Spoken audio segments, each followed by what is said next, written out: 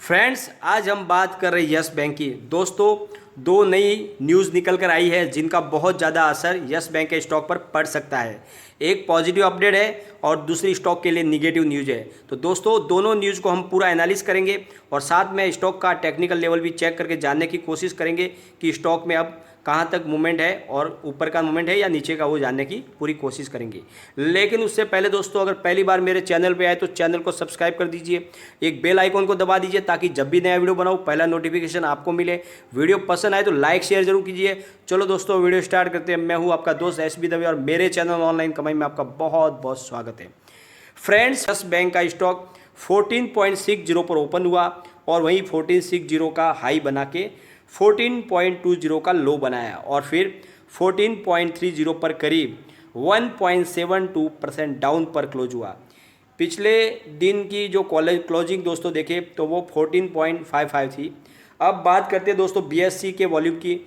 तो बीएससी में करीब आज 1,93,837 जितनी भारी मात्रा में ट्रेडिंग हुई और करीब उसमें दोस्तों 48,50,647 शेयरों की डिलीवरी उठाई गई, जो कुल ट्रेड का दोस्तों 45.36% यानी बहुत अच्छी मात्रा में डिलीवरी बेस काम हुआ।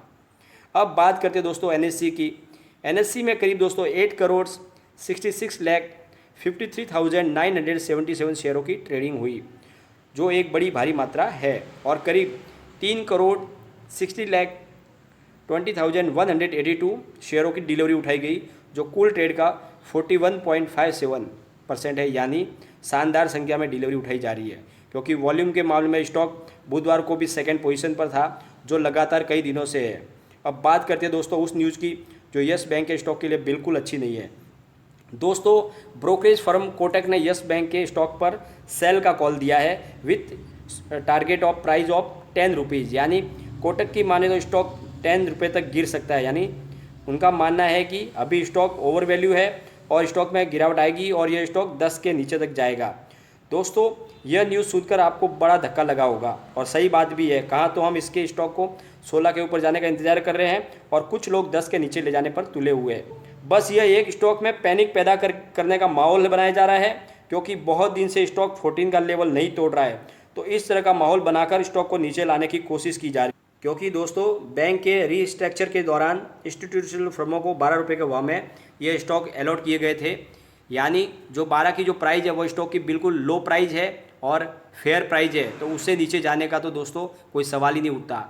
तो फिर ऐसा टारगेट क्यों दिया जा रहा है? बात साफ है दोस्तों, बहुत से लोगों को यस बैंक का स्टॉक खरीदना है लेकिन नीचे के भाव से, परंतु स्टॉक बहुत भारी मात्रा में वॉल्यूम होने के कारण वो लोग इस स्टॉक को नीचे नहीं ले जा पा रहे हैं। तो हो सकता है ऐसा टारगेट दिया जाए कि कुछ लोग पैनिक होकर सेल करेंगे, तो इस तरह से स्टॉक 12 तक आ जाएगा और वो लोग आराम से इसमें ख़रीदारी कर लेंगे। क्योंकि दोस्तों उन्हें भी पता है स्टॉक 12 के नीचे तो जाएगा नहीं, परंतु 10 का सेलिंग का टारगेट देने से ही स्टॉक 12 तक नीचे आ सकता है। इसलिए आप बिल्कुल ना डरें, क्योंकि बैंक जिस तरह से परफॉर्म कर रही है स्टॉक दोस्तों कोई हालत में नीचे नहीं जा सकता।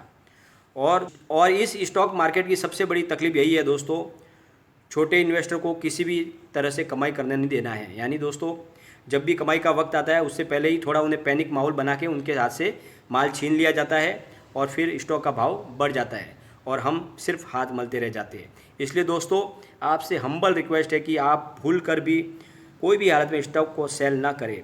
अब बात करते हैं दोस्तों पॉजिटिव न्यूज़ की। दोस्तों, यस बैंक के सीईओ एमडी प्रशांत कुमार ने बैंक को लेकर बहुत सारी पॉजिटिव बातें एक इंटरव्यू में कही है। उन्होंने कहा है कि 17 मार्च तक हमारा सीडी रेशियो यानी क्रेडिट डिपॉजिट रेशियो लगभग 168% था, जो अब धीरे धीरे नीचे आ रहा है और हमारा टारगेट साल के अंत तक उसको 100 पर लाने का है। और उन्होंने कहा है कि हमारे काम के प्रति वफादार कर्मचारियों और हमारे वैल्यूबल कस्टमर की वजह से हम समय पर आरबीआई का जो हमको 50,000 करोड़ का जो लोन मिला था उसको हमने समय पर वापस कर दिया। और प्रशांत कुमार ने कहा है कि हमारे फर्स्ट क्वार्टर में हमारा डिपॉजिट करीब 11% बढ़ गया है और लगातार बढ़ रहा है। और सबसे बड़ी बात, कोविड-19 के दौरान भी हमने 60,000 अकाउंट हर महीने खोले दोस्तों। और आगे हमारा टारगेट दोस्तों 1 लाख टारगेट का है, पर मंथ का है। और हमारा जो ज़्यादा फोकस है दोस्तों वो रिटेल कस्टमर को जोड़ने का है, लेकिन हम अच्छे कॉरपोरेट हाउस के साथ भी बिजनेस ले रहे हैं। हम अपने खर्च की भी लगातार कटौती कर रहे हैं दोस्तों। साथ में आरबीआई और एसबीआई की गाइडलाइन को भी पूरी तरह से फॉलो कर रहे हैं, और इसी का नतीजा है कि सारी रेटिंग एजेंसियां लगातार हमें अपनी रेटिंग बढ़ा के हमारे हौसला अफजाई कर रही है। और दोस्तों अभी रिसेंटली ही यस बैंक ने इंश्योरेंस क्षेत्र में भी काम की शुरुआत की है। इसके लिए उसने आईसीआईसीआई लोम्बार्ड इंश्योरेंस के साथ में टाई अप किया है, और इस तरह से लगातार बैंक शानदार तरीके से परफॉर्म कर रही है। तो आप ही सोचो दोस्तों, स्टॉक कैसे 10 के नीचे जा सकता है, जबकि 10 में तो एसबीआई ने स्टेक लिया हुआ है।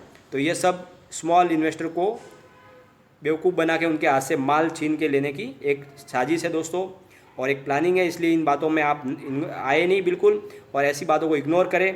और दोस्तों आने वाले समय में स्टॉक ज़रूर 3 डिजिट में क्रॉस करेगा। अब दोस्तों स्टॉक के 1 महीने का मूवमेंट देखें तो जो स्टॉक की जो अभी की जो लेंथ बन रही है वो दोस्तों इस तरह से है।